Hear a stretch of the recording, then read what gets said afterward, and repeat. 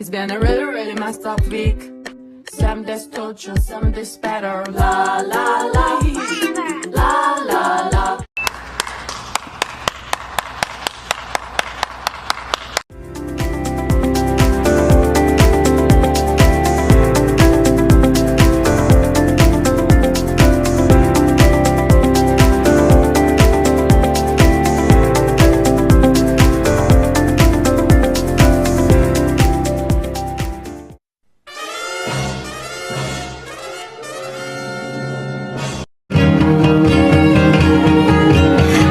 I've never known someone like you, tangled in love, stuck by you, found a clue, don't forget to kiss me. Assalamualaikum warahmatullahi wabarakatuh. Salam sejahtera untuk kita semua.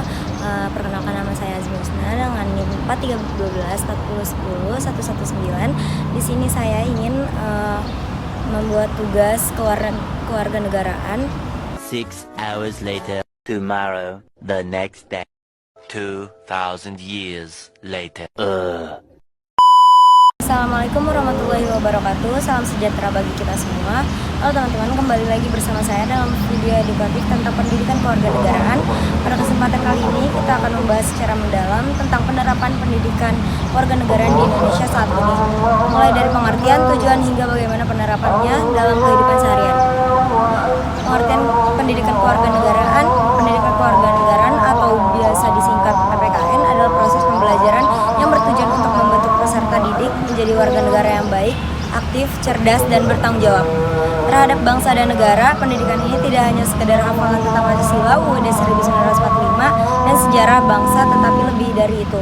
PPKN mengajarkan nilai-nilai demokrasi, keadilan, kebinekaan, dan cinta tanah air. Yang kedua yaitu tujuan pendidikan kewarganegaraan. Tujuan dari pendidikan kewarganegaraan adalah untuk meningkatkan kesadaran hukum dan konstitusi, membangun rasa cinta tanah air, mengembangkan sikap toleransi antara sesama warga negara, membentuk karakter warga negara yang demokratis, adil, dan bertanggung jawab, membekali peserta didik agar mampu menghadapi tantangan global tanpa kehilangan identitas kebangsaannya. Dalam konteks Indonesia yang sangat menjemuk, pendidikan kewarganegaraan memiliki peran strategis dalam menjaga persatuan dan kesatuan bangsa. Yang ketiga, ada urgensi PPKN di Indonesia. Mengapa pendidikan kewarganegaraan sangat penting di Indonesia? Jawabannya sederhana. Karena Indonesia adalah negara yang sangat beragam. Kita memiliki lebih dari 1.300 suku, ratusan bahasa, daerah, serta berbagai agama dan budaya. Tanpa adanya pendidikan karakter kebangsaan, perbedaan ini bisa menjadi sumber konflik. Disinilah peran PPKN sebagai alat pemersatu, penanaman nilai-nilai toleransi, dan penguat identitas nasional. Yang keempat, ada penerapan PPKN di dunia pendidikan. Penerapan pendidikan kewarganegaraan dilakukan secara formal dan non formal. Yang pertama itu secara formal dilakukan melalui kurikulum pendidikan di SD, SMP, SMA, atau SMK, dan perguruan tinggi. Materinya disesuaikan dengan jenjang usia dan perkembangan kognitif siswa. Perguruan tinggi, PPKN menjadi bagian dari mata kuliah wajib umum atau PKWU. Materi yang diajarkan meliputi sejarah perjuangan bangsa, sistem pemerintahan, Pancasila sebagai dasar negara, hak dan kewajiban warga negara, isu-isu demokrasi, HAM, dan globalisasi. Yang kedua, secara non-formal. Penerapan juga dilakukan melalui kegiatan-kegiatan seperti ekstrakurikuler pramuka, OSIS, dan paskibra. Kegiatan sosial seperti bakti sosial, kerja bakti, hingga lomba 17 Agustus, diskusi kebangsaan, seminar, serta pelatihan bela negara. Yang kelima, contoh-contoh penerapan PPKN di kehidupan sehari-hari. Pendidikan kewarganegaraan tidak hanya ada di ruang kelas. Dalam kehidupan sehari-hari, kita bisa menerapkannya dengan menghormati perbedaan, suku, agama, dan budaya. Yang kedua, ada menaati aturan hukum seperti tidak melanggar lalu lintas atau tidak membuang sampah sembarangan.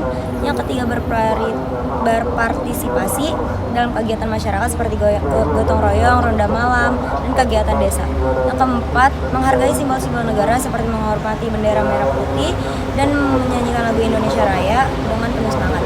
Yang kelima, tidak mudah terprovokasi hoaks atau isu sara yang memecah belah bangsa. Pendidikan kewarganegaraan bukan hanya teori, tetapi harus menjadi gaya hidup warga negara Indonesia. Yang keenam, ada tantangan penerapan PPKN. Walaupun penting, penerapan pendidikan kewarganegaraan tidak selalu mudah. Beberapa tantangan yang dihadapi antara lain kurangnya keteladanan dan pemimpin dan tokoh publik. Yang kedua, maraknya penyebaran paham radikalisme dan toleransi di media sosial. Generasi muda yang kurang tertarik terhadap isu-isu kebangsaan. Globalisasi yang membawa nilai-nilai asing tanpa filter budaya lokal. Untuk itu dibutuhkan sinergi antara pemerintah, sekolah, keluarga, dan masyarakat agar nilai-nilai kebangsaan tetap tertanam kuat. Yang ketujuh, ada harapan ke depan. Kita semua berharap agar pendidikan kewarganegaraan di Indonesia tidak hanya menjadi pelajaran wajib, tetapi menjadi kebutuhan dan kesadaran kolektif seluruh masyarakat.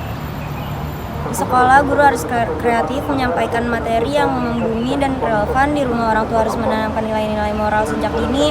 Yang ketiga, di masyarakat, tokoh masyarakat dan tokoh agama harus menjadi contoh dalam menjadi persatuan.